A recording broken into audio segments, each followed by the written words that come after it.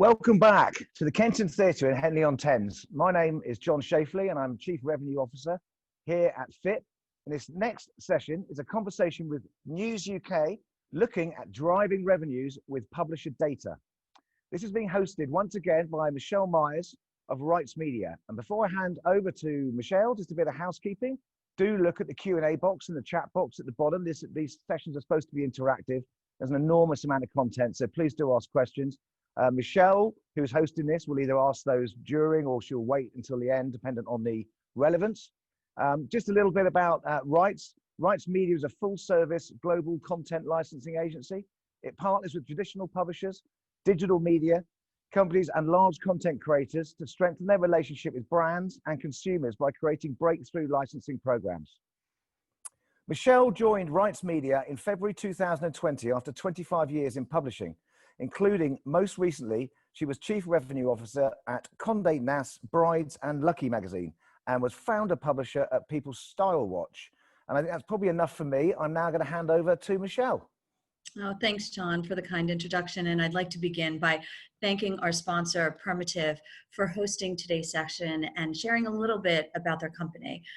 Permutive is the only publisher data platform built on edge computing. They enable publishers to increase their data-driven advertising and make revenue diversification a reality while keeping user privacy at the heart of their technology. Permutive is working with some of the largest publishers in the US and UK, of which News UK is one. And with that, I'd like to welcome all of our guest speakers today. And before we begin on our webinar session and our fireside chat, share a little bit of everyone's background with our audience today. One of our guests is Bedir Aydemir, and he is Head of Audience and Data at News UK. Bedir is responsible for the strategy and development of products in order to meet audience insights, targeting, and reporting needs of our internal businesses, advertisers, and agencies. This includes working towards unifying the numerous first-party data sources within the News UK family and making this data useful and discoverable across the whole business. Prior to this, he has had a broad range of experience working as a media planner, buyer, and digital strategist at media agency side for over 10 years and is head of product and then head of insight at DMG Media. Welcome, Bedir. Also joining us today is Dan Gilbert at News UK, The Times, The Sun, Wireless Group. Dan looks after the teams who use machine learning and data to inform and power the digital product, marketing, and advertising experience of customers, build innovative tools for the newsroom, and govern the effective and ethical use of data. Dan, welcome, and thank you for joining us as well. Aarti Suri is the Senior Success Manager at Permutive, working across global enterprise publishers to help them define and commercialize their first-party data offerings. She has worked in the marketing, advertising, and communication space for 8 years. This includes experience working with out-of-home, media owners, ad tech, and SaaS. An advocate for more inclusive industry, she is now a mentor and member of Bloom. Join me in welcoming all of our guests today. Thank you. I'm going to begin, Bedir, with a two-part question, if you don't mind, for you. Google's announcement signals the certain demise of the third-party cookie, but we've really all known this for quite a long time. This is on the way. So the two questions I'd like to begin with is, what impact did that have on your business? And then second, what are you going to lose, if anything, as a result of this? Yeah, thank you. Oh, there's an echo. So yeah, you're absolutely right. I mean, it's going to have profound changes on our business, but luckily, as you mentioned, we've been forewarned about this. You know, Safari has implemented similar things. And so we've had a taste of what's to come in terms of understanding the impact on, for example, revenue and our ability to identify and profile users across our ecosystem. So we've had an opportunity to understand a bit more about what the implications are. And, you know, to be honest, if this was to have happened sort of a year ago, we'd have been terrified because we are fully plugged into the current programmatic ecosystem as it stands. And I think the impact, the loss of third-party cookies has a fundamental impact on the current programmatic ecosystem. You know, it completely changes things like retargeting and attribution and segmentation. But now that we've had a chance to really understand how to work in this sort of new reality, and now that we actually have solutions that really didn't exist a year or two ago, Permutive, we've only been working with for a year now. It actually, I'd say, is actually a positive. I think most publishers, even though we're sort of beholden to it slightly, are also slightly fed up with the current programmatic ecosystem as it stands. We've all seen the reports from sort of PwC and Ubiquity in the last 3 months about how money and data is taken from the current ecosystem and how other organizations have monetized publisher data. And I think the loss of the third-party cookie and the sort of disruption to the current ecosystem is really an opportunity. It's an opportunity for publishers to take back control of their own data, to build products that can help surface their high-quality first-party data that they do have, and to work with new partners like Permutive, second generation, contextual understanding engines, and all these new companies that are coming to market that are really going to help us take a lead role in the new ecosystem when that comes about in sort of 12 to 18 months time. Publisher data is going to be much more important, and I think that's right, because publisher data has been fueling the ecosystem for a long time. It's just not been publishers that have benefited financially necessarily from that. I couldn't agree with you more. Having been a former publisher, I completely agree. It creates a whole new opportunity. Dan, this next question is to you. You've invested a lot of time and effort in a first-party data strategy and products built with that data you can offer to clients. What are some of the challenges you faced internally in getting there from both a tool set and strategy perspective? If you could share a little bit on that with us. Yeah, of course. And I think building on Bedir's point of knowing some of these changes have been coming for some time, really, it doesn't change kind of working in the data world, our approach that much. Our two main focuses are often how do we build the best knowledge that we have around our content that we publish better than anyone else out there, and kind of whatever the role of kind of contextual advertising, understanding our content is key. And also understanding our audiences better than anyone else as well. So that those two things kind of are a core thread. I think the reality has been is whilst we kind of innovate a lot around how we understand our content, how we classify it, a lot of the innovations where we've had real success have been in things like the newsroom and with our marketing kind of teams. Because translating kind of what more and more of what we know about kind of our content and our customers into the marketing world or the editorial world is actually often quite has been somewhat easier.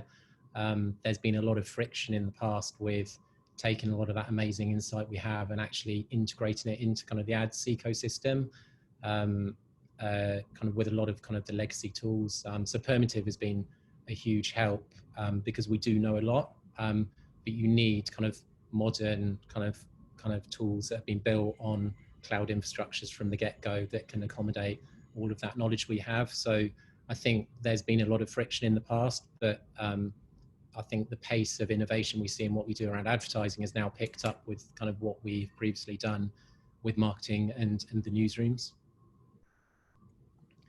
That's wonderful. Aarti, could you expand on that question a little bit?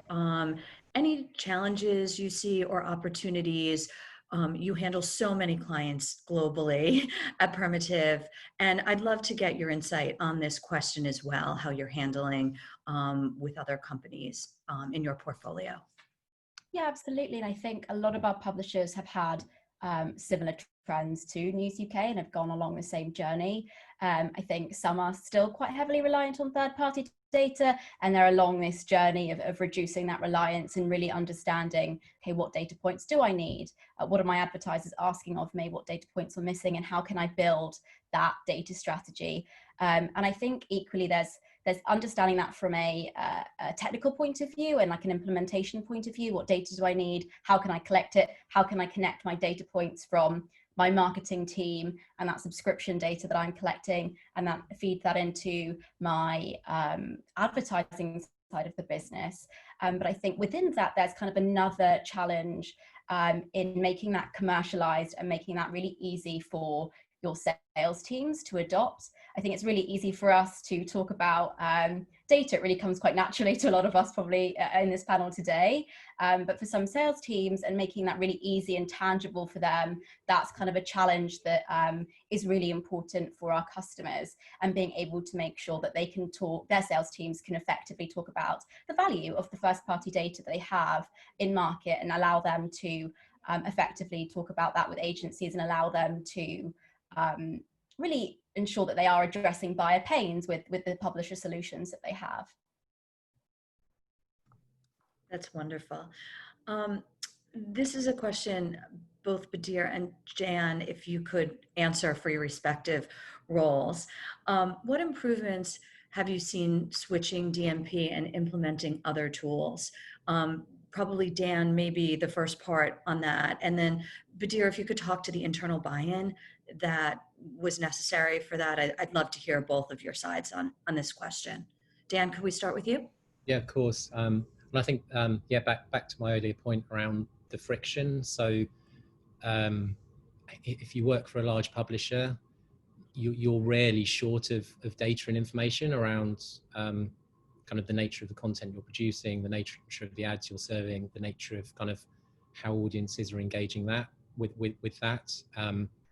But there's a big leap from having a lot of information to actually being able to integrate it into a tool that works sufficiently reliably and can accommodate that breadth of information you have to kind of then make it actionable.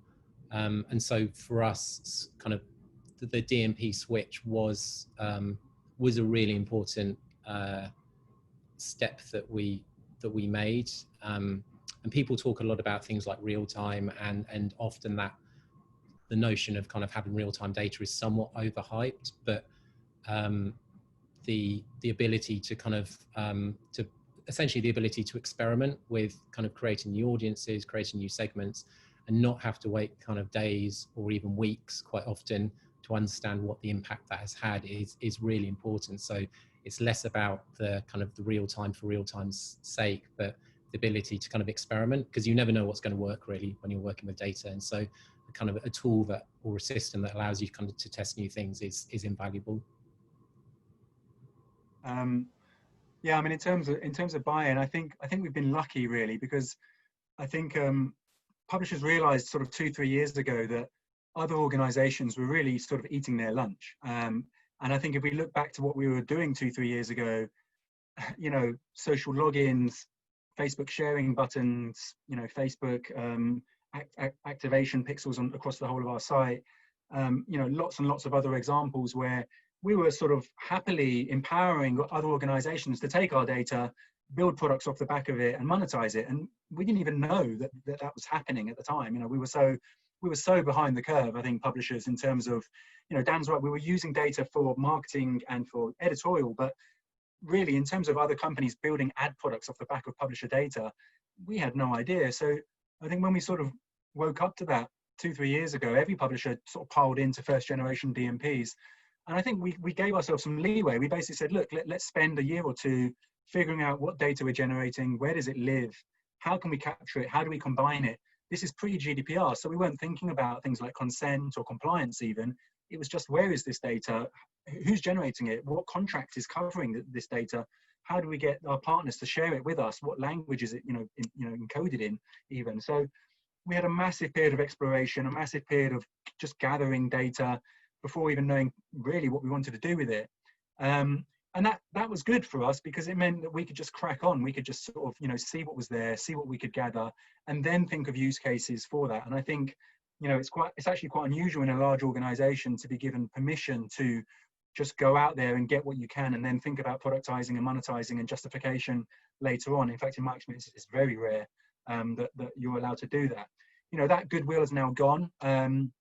The powers that be are now turning around and saying, well, go on then, you know, we've funded this for the last 2 years, you've got lots of data, where's the money, and what impact has it had on the business? And now we're into that stage of having to justify it. So we get massive buy-in from the sales guys, and as Aarti pointed out, they're really excited about having something new to sell, but actually it's hard to sell data well. So that creates all kinds of complications. But the senior stakeholders are also infused about all this data, but are asking some hard questions about, you know, how is it being used? What impact is it having on the bottom line?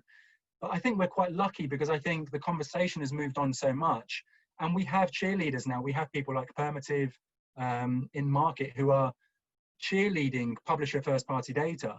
And actually the market's moved to such a degree that the death of third-party cookies means that the whole industry is now turning around and saying, publishers, you have amazing context data, you have amazing first-party data, you're going to be the gatekeepers to all of this, you're going to plug the gaps when third-party data disappears from the OMP, from the programmatic stack. So luckily for us, it's sort of coinciding with the market's mood changing. But, you know, buy-in from senior stakeholders only lasts so long, and they're going to want to see the money quite soon. So, you know, that has to start happening. And I would say that even though senior publishers and the publishing industry, I think, are now fully invested in this and believe that this is the future, we're not necessarily seeing changes in buying behavior yet. You know, we're not really seeing many clients and agencies changing how they buy or changing what type of data they buy. And actually the programmatic stack, you know, the current OMP ecosystem hasn't really evolved to even take into account publisher first-party data. It's still buying off third-party data, which is often combined, anonymized, scraped. So I think we're ready, publishers are ready, absolutely. The tech has caught up and the tech is ready. And I think the next step really is for the buying community to start to change how they plan and activate their campaigns. And I think if they don't do it soon, then when third parties cookies disappear, their hands are going to be forced. So they're going to have to start thinking about it quite hard, quite soon, I think. I have a follow-up question to that. What have you found to be the key in educating your team, other teams around this? Is there some sort of takeaway you could share with our audience, particularly to that? I think the proof is in the pudding. You know, when you go to a salesperson and you say to them, and sorry, to talk about publishing, they might reference things like PEMCO or TGI, so third-party industry sort of surveys. And we can say to them, look, you don't have to reference third-party data anymore. We've got amazing first-party data that can tell you who your audience is, what are they into, what platforms are they on, what time of day they're consuming content, what are their secondary and tertiary interests. The sales guys love that because it means they can have an informed and useful conversation with clients and agencies. They're being useful.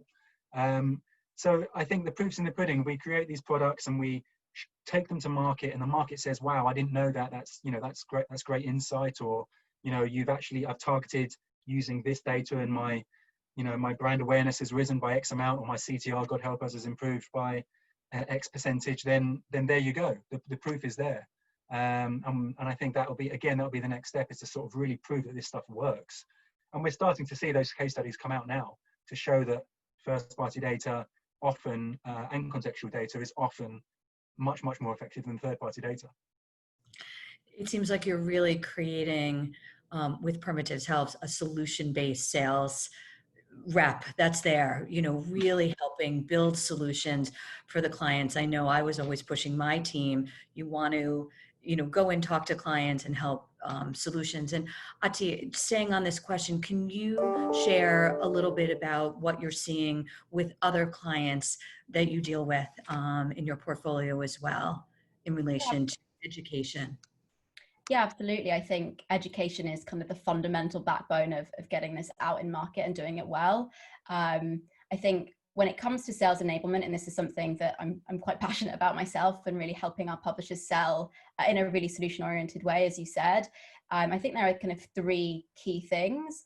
The first is productizing your solution. I think it really helps from a sales perspective. They have individual products that they know to sell for specific use cases that come up in market, and it really makes it easy from a marketing perspective as well. It helps market your product in market. And then the two other factors are education and sales enablement strategies and training. So I think, as Bedir mentioned, I think publishers are in this really unique position where they have this vast understanding of their audience. And I think at the moment it's important to ensure that sales teams understand what is behind their data, what types of data points are they collecting, what insights they have on these segments. And that's a really key part. So how can we make that really easy and digestible for sales to go into market and do that? And then I think the other part of it will be training, and that's something that we at Permutive help with, is making sure that our publisher sales teams feel confident in selling and demonstrating the value of first-party audiences. And I think as we kind of move into this world without third-party cookies, publishers can become this consultative player for advertisers. I don't necessarily think that advertisers, as Bedir mentioned, are in the same place that publishers are today in terms of a vast understanding of first-party audiences. And advertisers, when the cookie goes away, they won't have that insight on their audiences anymore. And they'll have to go to the publisher to understand their target audience better. And so I think in the next 16 months, I think it will be really important for publishers to become this kind of almost go on like an education roadshow, if you will, like with agencies and talk through what the impact is today and why that matters to them and what pains you're solving for your buyer today that third-party cookie is currently impacting them in the open. So I think those are the key things from a sales enablement strategy perspective. I couldn't agree more. What an incredible strategy for publishers to have. I'd like to talk a little bit about innovation. And Dan, I have the next question I'd like to ask you, and it's a two-part question. What role does innovation play at News UK's data team? And what's your focus overall, if you could share with us? Yeah, of course.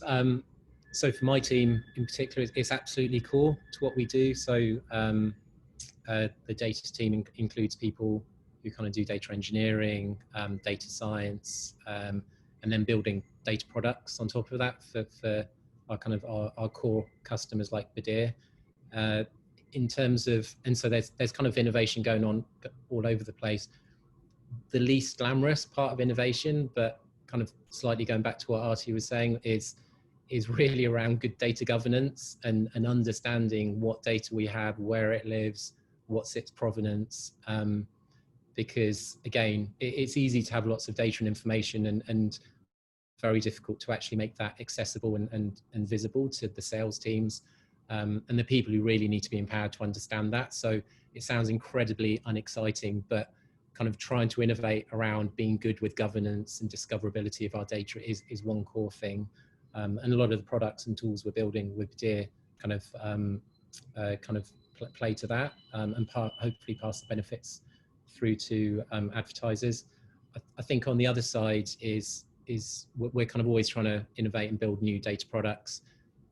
Working in the area of data science at the moment is particularly exciting. If you get to work with content, many things around data are overhyped, but one area where it's incredible to be working in now versus 2 or 3 years ago is where you're working with content. So there's been a lot of advances in things like natural language processing, where you can take an article, for instance, on the Times, and then work out based on the semantics of that article, what are the kind of the 3, the 4, the 30 nearest articles to that, and being able to kind of do that and discover what content you have is incredibly powerful, and being able to do that programmatically. So a lot of the innovation we're actually doing, both in the advertising area and elsewhere, is taking some of that stuff we've done within the newsroom to really get under the skin of what our content is about, what it means.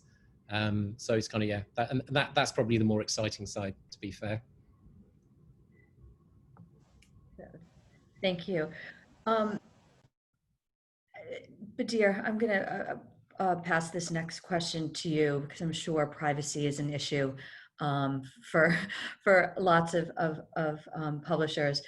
What role does publisher data and brand first-party data play in keeping advertising relevant while also protecting the privacy complaint? Well, I mean, you know, consent is, we've all been talking about GDPR for a long time now, and I think what we're going to start talking about a lot more is consent. You know, we're seeing the consent framework 2.0 launching as we speak, and that will have a heavy impact on sort of the consent across publishers and how that consent string is used across the programmatic ecosystem.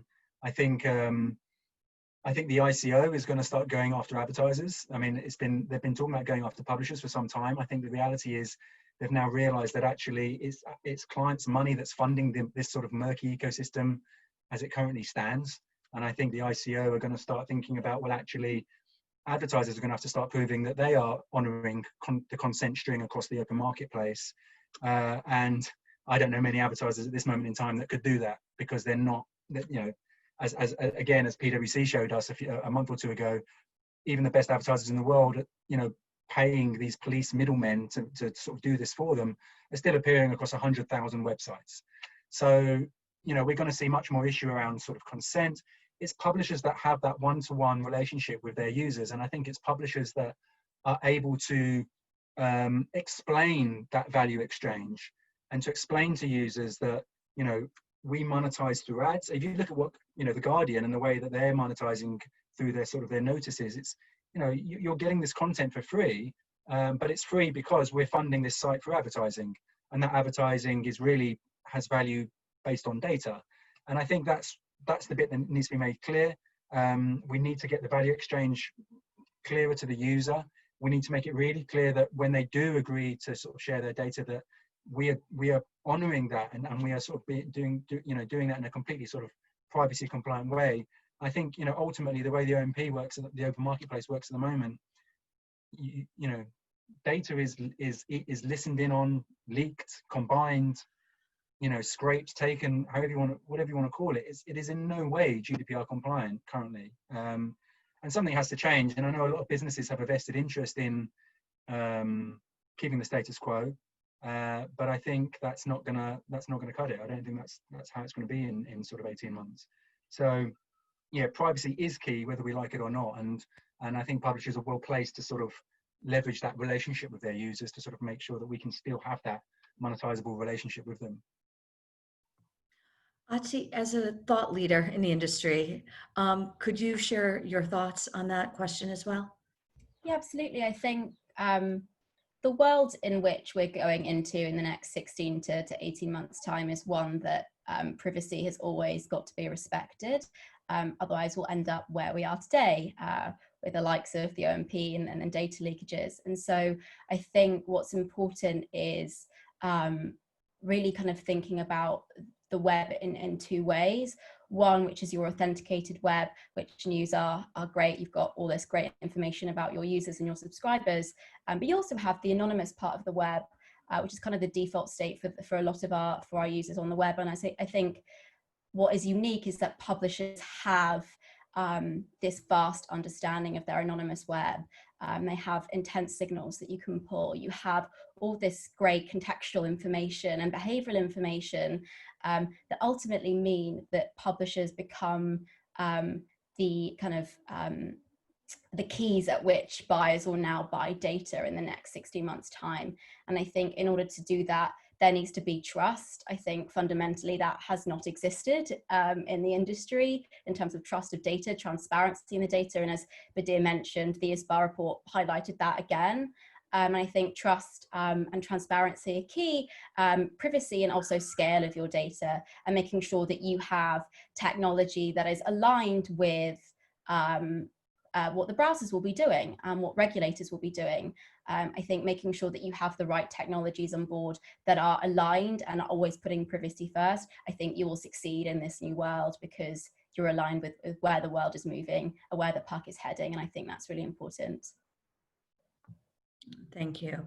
As we head into my final questions for our panel, please feel free to use the chat to send any questions to me that I'm happy to ask our panel.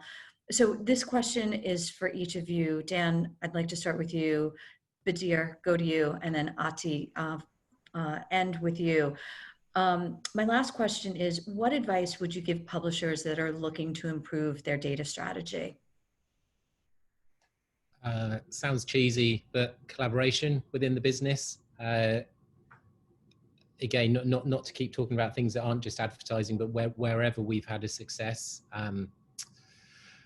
whether it's a newsroom, marketing, or advertising. In the case of working with Bedir, it's vital if you're kind of looking after the data capabilities to find that champion in the business who is the annoying, demanding customer who knows what they want and has the ambition of what can be achieved with data, but also has an understanding of its limitations and nuances. And so it's kind of whether you have kind of top level, top down kind of mandates to kind of drive change with data or not, it doesn't really work unless you have those kind of champions both on kind of the business commercial side and within kind of the technology or data teams. I think that's the number one takeaway. Yeah, I mean, we're lucky. We're a huge publisher, and we operate two different models. You know, we have the Sun, which is huge and largely anonymous, and we have the Times, which is, you know, smaller but a subscribed audience. But I think the vast majority of the web is going to be publishers that don't have the headcount or the resource to sort of develop these new products and work on these sort of really meaty problems. And I think they are going to need to monetize across the open programmatically via the open market. And I guess I would just encourage them to get involved in what is an extraordinary period of collaboration between publishers, which, you know, I started back in print 20 years ago, and you just never would have got publishers sitting in a room together, let alone building these industry initiatives, such as, for example, the Ozone, which now hits more people per day than Facebook in the UK. And that's across what is essentially a relatively small number of premium publishers. So we have the ability now as publishers to unify, to sort of create these sort of standardized taxonomies for both interest and context, to work together to create an ID solution if we wanted to, and we may not. But, you know, I think all publishers need to work together, big and small, to think about how do we combat, you know, the platforms on the one hand, and then the very, very murky long tail of the web on the other. And I think, you know, we're very well placed to do that now. We're actually much further ahead than most people realize, I think, in terms of, you know, standardized taxonomies and getting first-party publisher data into the bid stream. These things are coming. They're being worked on as we speak. So I think, I think just get involved in any of these industry initiatives, because I think publishers are being incredibly collaborative at the moment.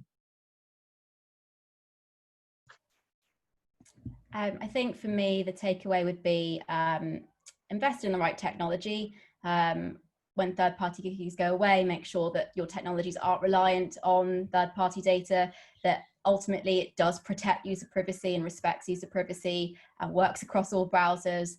And I think a second part is the education piece, both internally and externally. As Bedir mentioned, and as Dan mentioned as well, publishers are in this really unique opportunity. The keys are kind of back in their court, the ball's back in their court.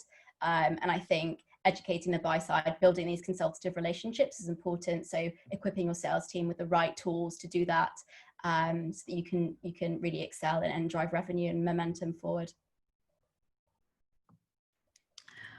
Well, I would like to thank all of the panelists today. Aarti, could you share how people could get in contact with you if they need to reach you? Yes, my email is aarti@permutive.com, so you can feel free to reach me there, and then I can put you in touch with the relevant people. Thank you. And I'd like to thank Permutive for sponsoring today's session. Bedir, Dan, Aarti, thank you so much. You were wonderful, gave so much insight today on a very important topic that is facing the media industry. So thank you all. Join us tomorrow. This is the last session for today, and we would look forward to seeing everyone for tomorrow's session. Thank you all.